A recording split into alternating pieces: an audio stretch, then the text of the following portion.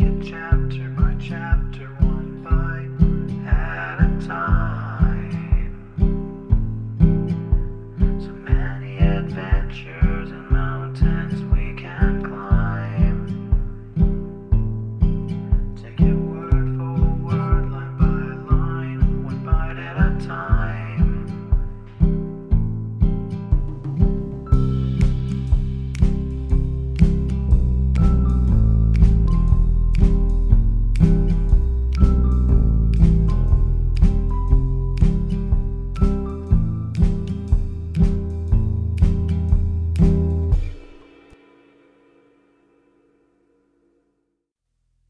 Welcome to Bite at a Time Books, where we read you your favorite classics one bite at a time. My name is Bree Carlile, and I love to read, and wanted to share my passion with listeners like you. If you enjoy our show, be sure to follow us so you get all the new episodes. If you want to see exclusive behind the scenes of our show, follow us on YouTube. We would also love for you to drop us a rating on your favorite podcast platform and share our show with your friends. You can catch us on all the social medias at Bite at a Time Books. Today we'll be continuing Anne of Avonlea by Lucy Maud Montgomery. 9. A Question of Color. That old nuisance of Rachel Lynde was here again today, pestering me for a subscription towards buying a carpet for the vestry room, said Mr. Harrison wrathfully. I detest that woman more than anybody I know. She can put a whole sermon, text, comment, and application into 6 words and throw it at you like a brick. Anne, who was perched on the edge of the veranda, enjoying the charm of a mild west wind blowing across a newly plowed field on a gray November twilight, and piping a quaint little melody among the twisted firs below the garden, turned her dreamy face over her shoulder. The trouble is, you and Mrs. Lynde don't understand one another, she explained. That is always what is wrong when people don't like each other. I didn't like Mrs. Lynde at first either, but as soon as I came to understand her, I learned to.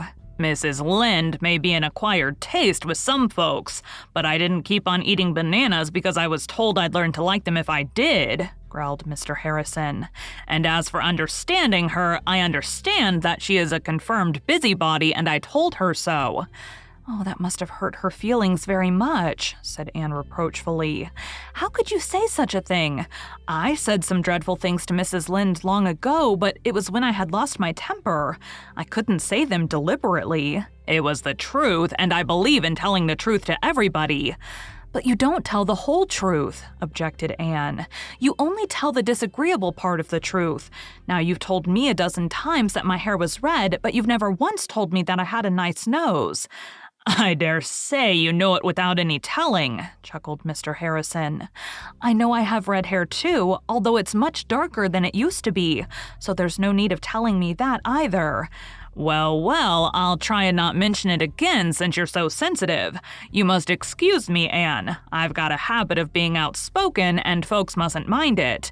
But they can't help minding it. And I don't think it's any help that it's your habit. What would you think of a person who went about sticking pins and needles into people and saying, "Excuse me, you mustn't mind it, it's just a habit I've got"? You'd think he was crazy, wouldn't you? And as for Mrs. Lynde being a busybody, perhaps she is. But did you tell her she had a very kind heart and always helped the poor, and never said a word when Timothy Cotton stole a crock of butter out of her dairy and told his wife he'd bought it from her? Mrs. Cotton cast it up to her the next time they met that it tasted of turnips, and Mrs. Lynde just said she was sorry it had turned out so poorly. I suppose she has some good qualities, conceded Mr. Harrison grudgingly. Most folks have. I have some myself, though you might never suspect it. But anyhow, I ain't going to give anything to that carpet. Folks are everlasting begging for money here, it seems to me. How's your project of painting the hall coming on? Splendidly. We had a meeting of the AVIS last Friday night and found that we had plenty of money subscribed to paint the hall and shingle the roof too. Most people gave very liberally, Mr. Harrison. Anne was a sweet-souled lass, but she could instill some venom into innocent italics when occasion required. What color are you going to have it? We have decided on a very pretty green. The roof will be dark red, of course. Mr. Roger Pye is going to get the paint in town today. Who's got the job? Mr. Joshua Pye of Carmody. He's nearly finished the shingling. We had to give him the contract for every one of the pies, and their 4 families, said they wouldn't give a cent unless Joshua got it.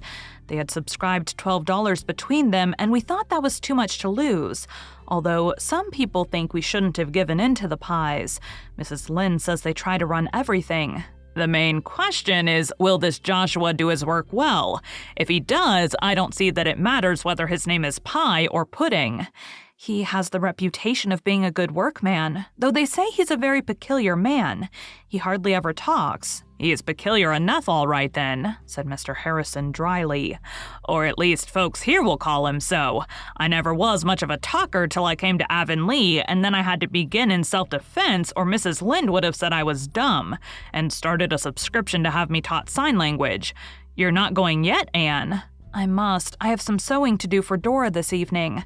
Besides, Davy is probably breaking Marilla's heart with some new mischief by this time. This morning, the first thing he said was, "Where does the dart go, Anne? I want to know."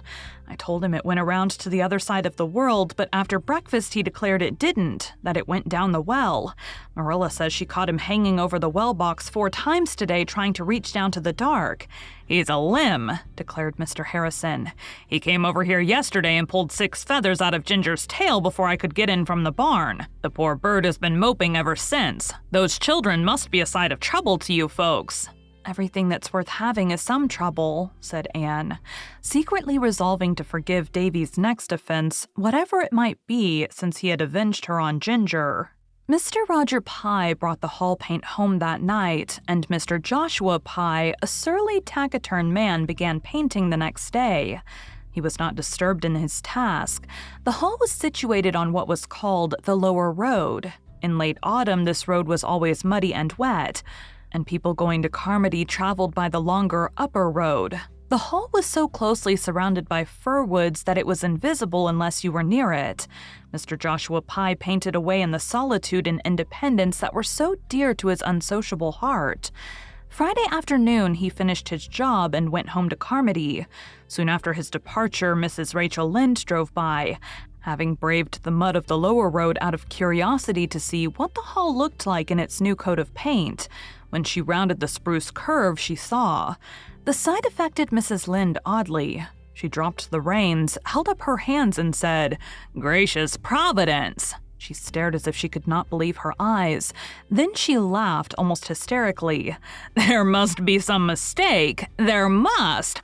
I knew those pies would make a mess of things." Mrs. Lynde drove home, meeting several people on the road and stopping to tell them about the hall. The news flew like wildfire. Gilbert Blythe, poring over a textbook at home, heard it from his father's hired boy at sunset, and rushed breathlessly to Green Gables, joined on the way by Fred Wright. They found Diana Barry, Jane Andrews, and Anne Shirley, despair personified at the yard gate of Green Gables under the big leafless willows. "It isn't true, surely, Anne," exclaimed Gilbert. "It is true," answered Anne, looking like the muse of tragedy. "Mrs. Lynde called on her way from Carmody to tell me. Oh, it is simply dreadful. What is the use of trying to improve anything?" "What is dreadful?" asked Oliver Sloane, arriving at this moment with a bandbox he had bought from town for Marilla. "Haven't you heard?" said Jane wrathfully.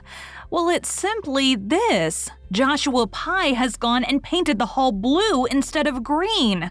A deep, brilliant blue, the shade they use for painting carts and wheelbarrows. And Mrs. Lynde says it is the most hideous color for a building, especially when combined with the red roof that she ever saw or imagined. You could simply have knocked me down with a feather when I heard it. It's heartbreaking after all the trouble we've had. How on earth could such a mistake have happened?" wailed Diana. The blame of this unmerciful disaster was eventually narrowed down to the Pyes. The improvers had decided to use Morton Harris paints, and the Morton Harris paint cans were numbered according to a color card. A purchaser chose his shade on the card and ordered by the accompanying number. Number 147 was the shade of green desired, and when Mr. Roger Pye sent word to the improvers by his son John Andrew that he was going to town and would get their paint for them, the improvers told John Andrew to tell his father to get 147. John Andrew always averred that he did so. but Mr. Roger Pye as staunchly declared that John Andrew told him 157, and there the matter stands to this day. That night there was blank dismay in every Avonlea house where an improver lived. The gloom at Green Gables was so intense that it quenched even Davy. Anne wept and would not be comforted. "I must cry, even if I am almost 17, Marilla," she sobbed. "It is so mortifying, and it sounds the death knell of our society. We'll simply be laughed out of existence."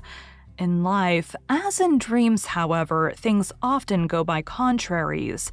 The Avonlea people did not laugh. They were too angry.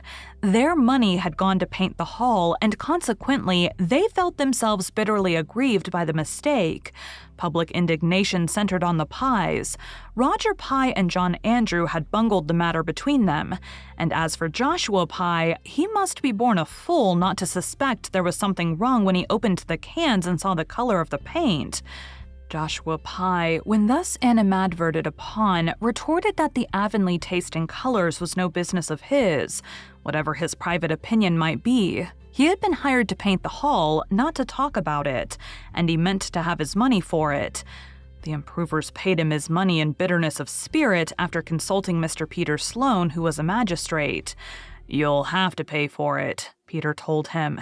"You can't hold him responsible for the mistake since he claims he was never told what the color was supposed to be, but just given the cans and told to go ahead.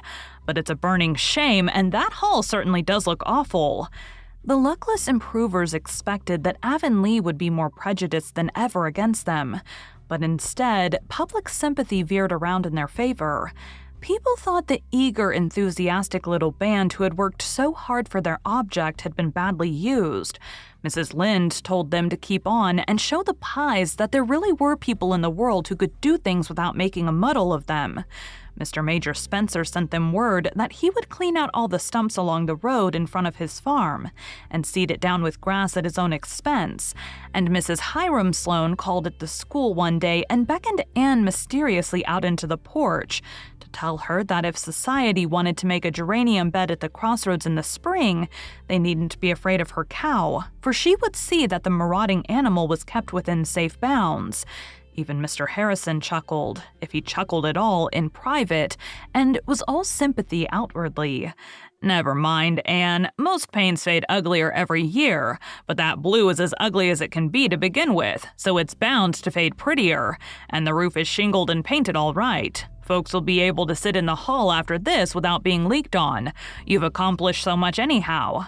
"But Avonlea's blue hall will be a byword in all the neighboring settlements from this time out," said Anne bitterly.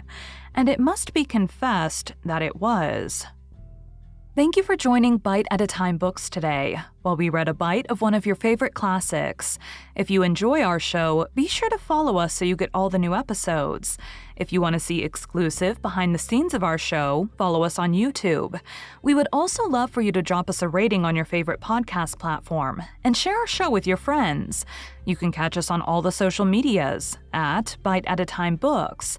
Again, my name is Bree Carlile, and I hope you come back tomorrow for the next bite of Anne of Avonlea.